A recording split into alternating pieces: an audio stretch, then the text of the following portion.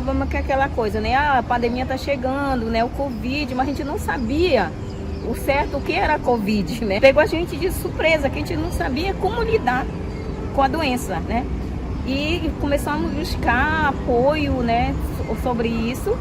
E quando a gente via, um estava doente, o outro ia adoecendo, né? Para fechar o parque, que lá o Parque das Tribos foi fechado, ninguém entrava, ninguém saía.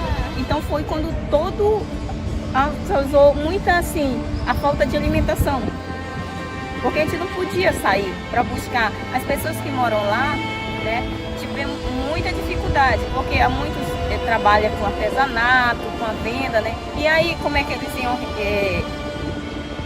atrás de recursos? Não tinha. Aí foi quando as ONG, né, essas outras começaram a se movimentar, né, para levar.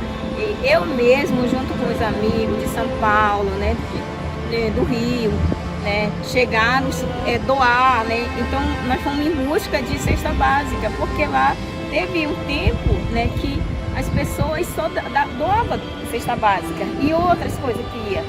Tinha gente que só comia arroz com feijão, porque não tinha, era o que recebia de cesta básica. Aonde ia encontrar outro alimento? Só era isso.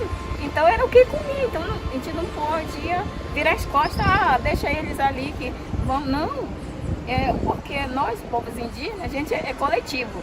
Se tu tem uma coisa, todo mundo tem que comer. Porque se eu deixasse você se comer, eu vou dizer, não, eu tô te abandonando. Então nós temos que dividir cada coisinha, dá para a pessoa. Então é isso que nós fizemos. Mas foi difícil ali no Parque das Tribos.